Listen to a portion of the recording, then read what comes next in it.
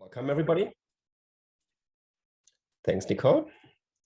I want to talk to you today about code coverage or test coverage and why I think 100% is a good thing here.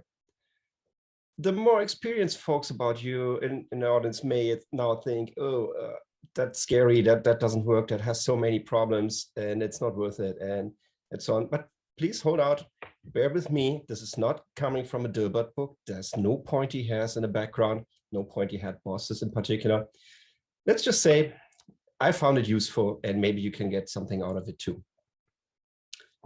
So the outline for this is, I want to briefly refresh what code coverage is or test coverage is and show you what the problems with it are. And then I want to show you how it was still useful for me and how I used it in my dev work. And in the end, I hope that each of you can walk away with something that you can take to your test environment, to your unit test, that you can look at your tests and maybe get some ideas how you can get more out of your unit tests. Let's start with what is test coverage. Test coverage is a metric on your code. You run your tests and at the same time you run a test coverage tool. And that tool collects how often your tests exercise the code under test or how often they exercise certain parts of that code. Maybe lines of code, but sometimes lines is not very good measure because sometimes people cram more than one statement in one line. And you of course want to see that they all got hit, they all got triggered. For example, I have this throw null pointer exception and then an I++ right afterwards. This could be something that somebody made as a mistake because clearly the I++ is dead code, is unreachable.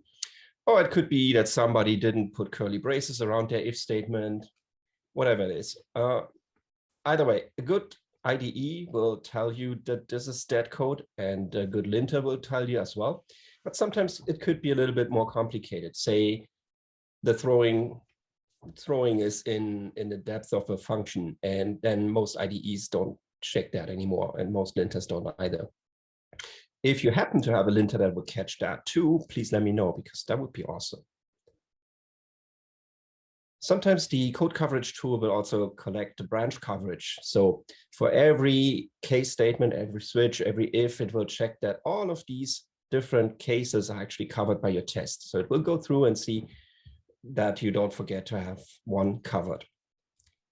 And then finally, some tools will offer to, to check each condition in your statements, in your if statements.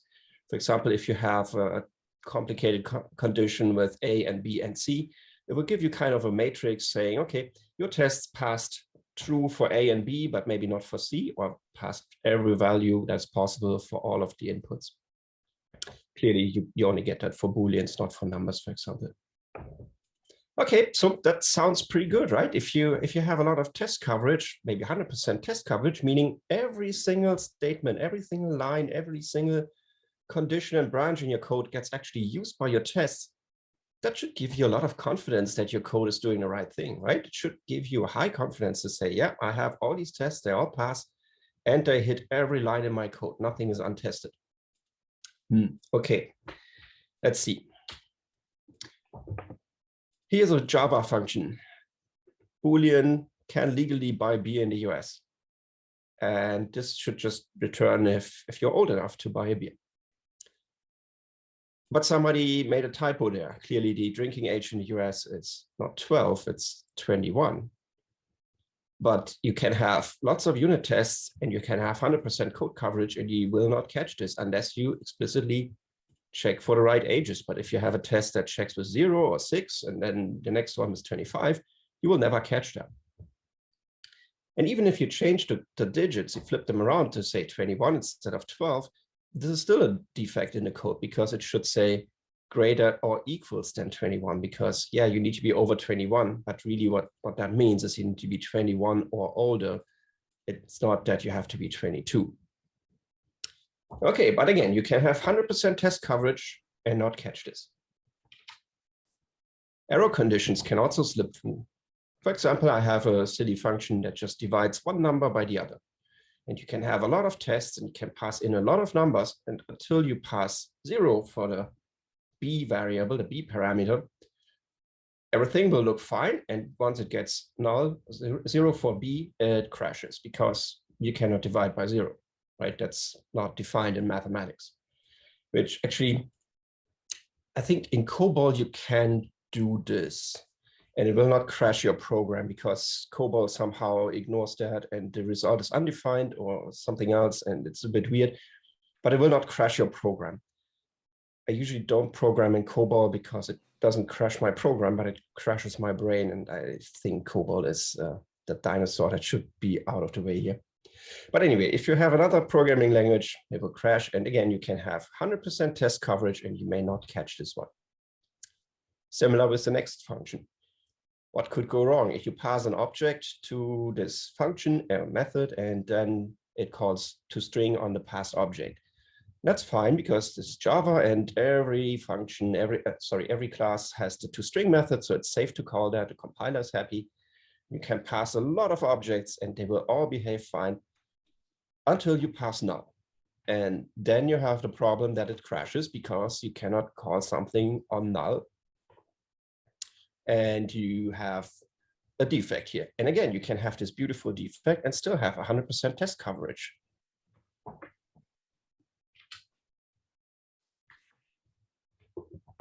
"100% test coverage also doesn't protect you from code injection, like in this example. If you ever see code like that, then please change it. Do not do that at home. Do not do that in your business. This is terribly, horribly written code, and this should never be anywhere in production or in books or whatever. This code has so many problems. First, it takes these variables and then puts them all together to run an SQL query against the database. It's a simple login form. You pass a username and a password, and the code tries to find something in the database where that username and that password match what's in the database. So first problem is you should never store the passwords in plain text anyway. You should always only store hashes of passwords, because if an attacker gets your user database, then they have all the passwords. But if they only have hashes, probably even salted hashes, they can't do much with those hashes. You should probably also use an external library to do this password hashing and all the functionality around that. So I wouldn't write that on my own. But for an example, this will do. But there's another problem with that code, besides the insecurity. You're also wide open to an SQL injection attack, because once the user provides some nasty input that can be treated as valid SQL, he can take over your database, your whole computer, pretty much your network probably, and everything will go down and burn and the planet will explode and something like that. It's really not good. So don't do that.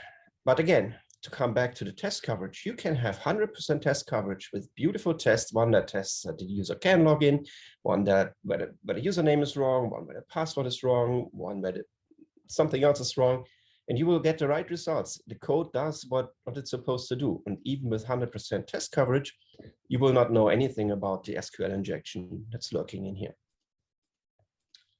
Okay, so what does that then mean? Does it mean that I shouldn't do test coverage at all? The bottom line is really that you need not only to have tests, but you need to have good tests that cover the interesting stuff, the happy path and the corner cases. Think about runtime errors, think about code injections, think about other attacks. This is all independent of test coverage. But if a line is not covered at all, or statement, if it's not covered at all, then you don't have any tests at all. You don't even have bad tests. You have nothing. It's just nothing to show you if the code is doing what you think it should be doing. Okay, so you could say, 100% test code coverage, that sounds like a metric and not exactly like one that you would want for your code base, because what's the point? If I still need good tests, what's the point of the 100% coverage? Can't I do with less? Can't I do with, say, 75% or maybe 60 or 50 only? Wouldn't that be good enough if I have some really, really good tests? This to me goes to the flaky tests. You may have seen that in real life, but sometimes you have a code base where some tests are flaky. And a new person on the team checks something in, pushes his pull requests, and CI comes back and says, here's 2 tests failing. And then that person goes on a wild goose hunt, trying to figure out what that failure comes from. How did he break that? Maybe he was not even working in that area. Maybe that's totally unrelated. But for the new person on the team, that's hard to tell. They can waste a lot of time and effort and brain cells on chasing something where an experienced developer on that team would just say, oh, that test, yeah, that's one of the flaky ones. Just rerun it and it will probably work. That wastes a lot of time, and it's hard to do because you need to know which tests are the flaky ones. You need to know which is a false alarm and which is a real thing. Eventually, people will ignore these flaky tests, even if they fail. They try, if they even run them at all. Sometimes people just stop running the tests because they fail too often for no good reason. The tests lose value with that. Like these flaky tests, you should not need to dig deeper. You should just look at your test results and see everything passes. You should not have to go through maybe 100 different test cases and see which ones were failing and then decide, oh, yeah, this was a flaky test. This is okay. This can fail. This will probably work the next time we run it. And the same thing happens to me to the coverage. If you have only 80% or here 70% or maybe even 95 over there, then you need to keep track of what coverage is expected where. And you cannot just take a single look and say, okay, everything is at 100, everything is good. That's what it's supposed to be. Now, the more advanced people of you will tell me, oh, okay, cool, there's some tools in CIs that can check that. There's a hook or the tool. I can have CI tell me if my code coverage has changed, and then it can fail the test, or it can print a report or whatever else. Okay, that's good. But honestly, how often do you look at that? How often do you look at these test reports, especially if it's not a hard failure, if it's not breaking everything? Do you even look at these test reports? I hardly do because I don't want to. I just want to have green or red. Either it fails or it worked. Also, this is a bit slow for me. I don't want to wait for CI. Depending on where you work, CI can take what? 15 minutes, 20, 60? Some people have insanely long CI running times.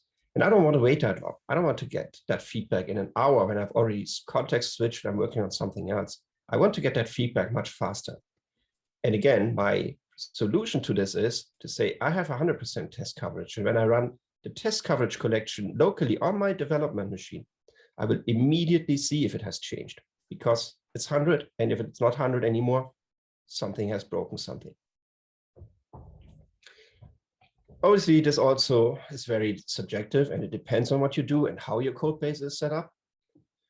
So take everything here with a grain of salt. Let me just show you what it helped me do to have 100% test coverage. First, it ensured testable code. If you have 100% test coverage, clearly your code is testable, right? Otherwise, you wouldn't get there. That was easy. It can help with refactoring and can help detecting bad assumptions in your code base. Testable code is usually not an issue when you're doing test-driven development anyway. Does anybody do that here? I'm not the only one. I like test-driven development, and that's why I end up with testable code usually. But not all code starts on a green field. Sometimes code evolves. Sometimes you have a little helper script that just does something. Maybe, I don't know, 20 lines of shell script, maybe 50 lines of Perl, maybe 70 lines of Python, whatever you have. Just a little helper thing.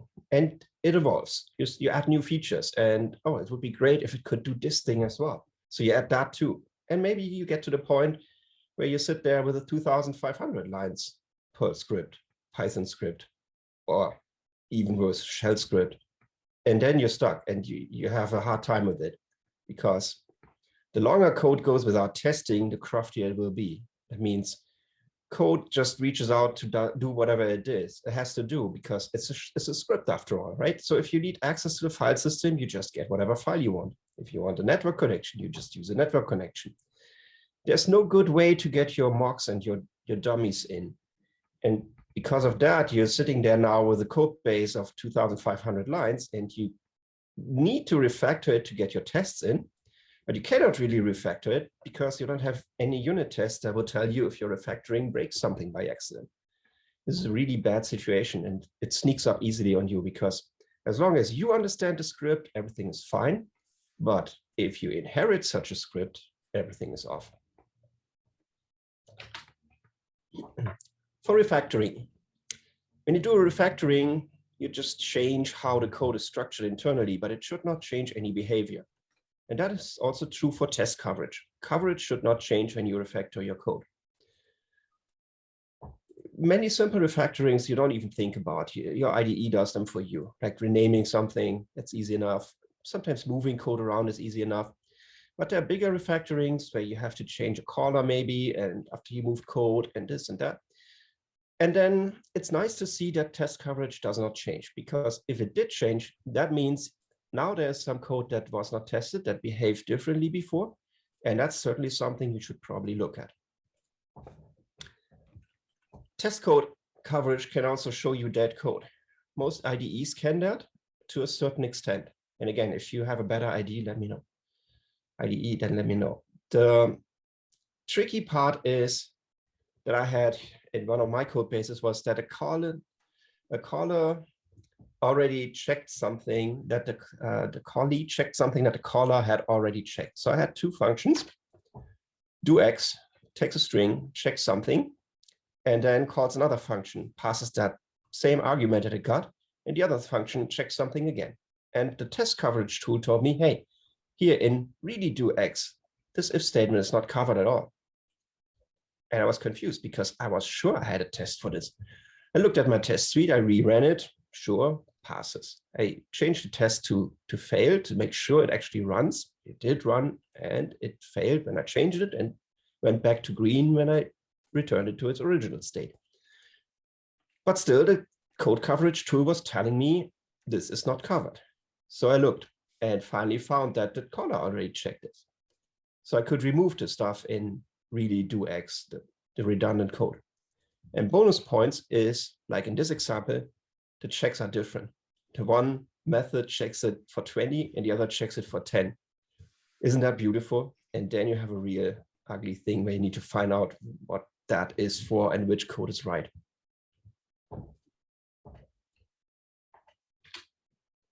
Finally, it makes your project much more attractive. Which one of these projects would you rather depend on or work on?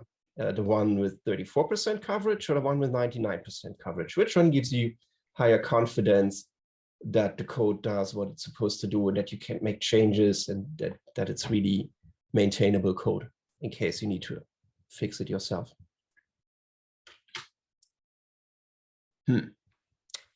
But there must be times when you don't want to really invest a lot in testing. Maybe if you're a front-end developer and you change JavaScript frameworks every 4 years anyway, and there might not be that much reason to actually test your front-end code because you're going to throw it away anyway in 4 years and start over from scratch. So if that's the case, then yeah, you may be on the safe side here. Because after all, tests also take effort. You have to maintain them, you have to write them. If you have really tiny hard drives, they take a few bytes extra. That's also something to consider. And the more tests you have, of course, the more effort it is. So when is testing really pointless? Usually, this is not a concern in test-driven development again, because the D in TDD is also for design, test-driven development. Your tests drive the way your interfaces look like. Your tests are the first users of the code under test. And because of that, they have value beyond just asserting that something does what it's supposed to do. Sometimes you can generate code. For example, Java has that project Lombok where you can generate getters and setters and all that stuff, and you don't have to manually write that. So if you have a generator that spits out code for you, just test the generator. And once that works and you're sure it works, then you don't need to test the generated code anymore. If it's a code generator that later feeds its output to the compiler, you have another step there that will catch some stupid syntax errors. And then there's finally code that's too simple to break. Well, until it does break. Years ago, I read that quote, I forgot where, that first you get very confident in your code and you skip writing tests and you don't test this, don't test that. And because it's too simple to break, you just keep going and eventually something does break and then you go to the other extreme. You test everything, every little thing, every single byte. And then as you see that it's working, you get more confident again, until you get to the other side and again get bitten by something, and that's where you come back to the beginning and start testing more. I found a good example for something that's too simple to break in an upcoming book. Manning has a book on Go. It's called 100 Go Mistakes, and I bought it early. They have this MEAP, Manning Early Access Program, where you can buy the book already before it's published, and you get it chapter by chapter, and then you can start reading and you can give feedback already before the book is out. And that had an interesting example. Here's a piece of Go code, has a struct customer, so pretty much what other languages would call a class. And it has these two functions on the customer, the update age and the string. Update age needs to set a variable on the customer. So to do that, it gets a lock on that customer struct and locks it so that nobody can try to set the same age. That two threads cannot try to set age on the same customer. And then you have undefined results. So it takes a lock and checks the age because, well, age has to be positive, right? You cannot be minus 5 years old. So it fails if that's not the case. And then customer also has this string function that would be the equivalent to the toString in Java. It pretty much just returns a string representation of that object, of that customer. You can use that in debugging, or you can maybe even print it somewhere. So either way, there's also logs, and it has a read log so that it does not disassemble the information like when somebody is changing the customer objects. You have half of before the change and half of the other change. It's probably not an issue here with only 2 values, but if you think of a really, really big object, maybe that could happen to you. Either way, and you run this code, very simple, just a setter with a simple check for a valid argument, for valid age, and a simple toString method. This will deadlock and crash your program. That is because both update age and the string method take a lock and try to lock the same thing. And it gets triggered when the error handling, the FMT error function formatting, tries to put the customer object that caused the error into the error message. That means that Go in turn will look for that string method and call it. And at that point, update age still has the lock, and the string method tries to get the lock, and then you have to deadlock. That means nobody can move because they're both waiting on each other. Go is good at detecting that, and that means it quickly crashes your program. So of course, you could say, yeah, of course, you should do the age check first, and then you should get the lock, which is totally correct. I totally agree with you. Or you could say, well, you should maybe not lock in the string function anyway, because it's pointless. You're just having a debug output there. And I would totally agree. And the problem is here that everything should be easy and should be fine, and people should not make mistakes. But if that was the case, we wouldn't need any unit tests. We wouldn't need any bug reports. We wouldn't need patches or anything like that. It doesn't happen. People do make mistakes, and anything that can catch this is good.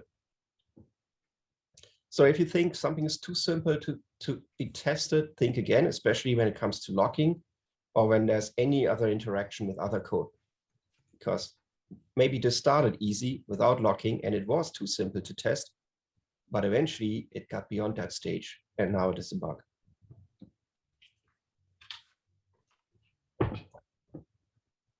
Excuses for not writing unit tests.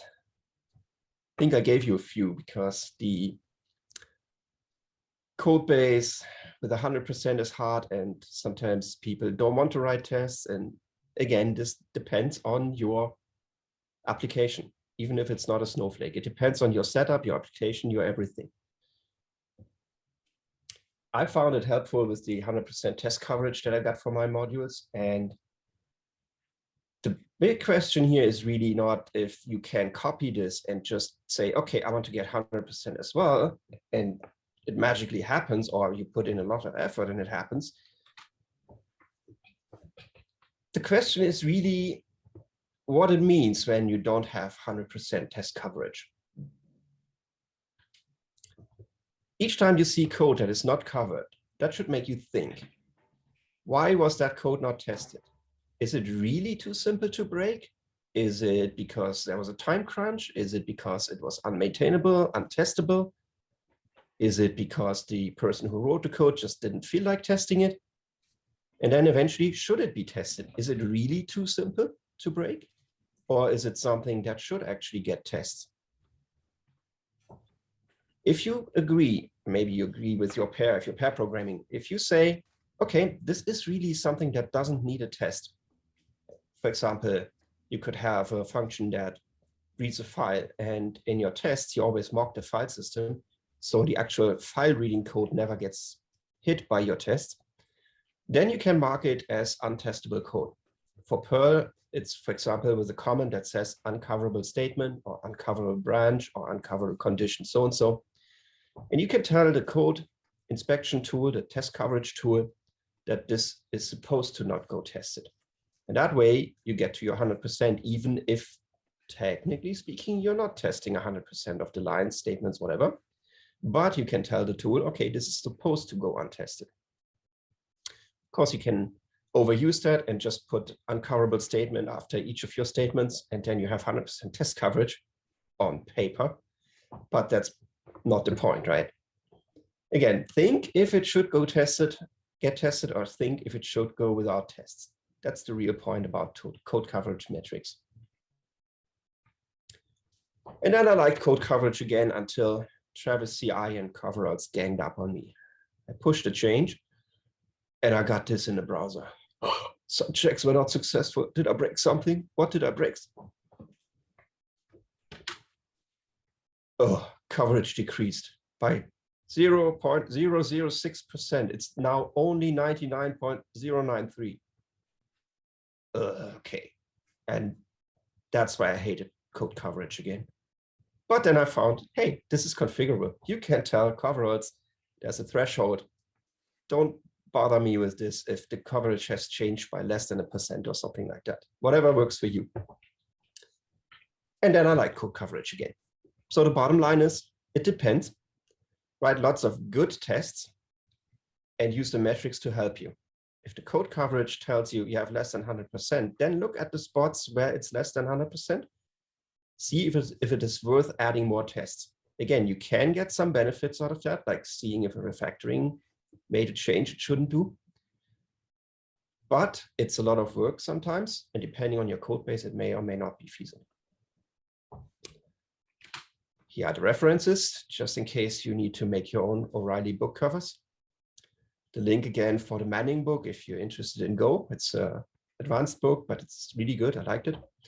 And then, just in case you thought I was just making up that stuff, there's the bottom. At the bottom is the link to the repository. It has 99% code coverage.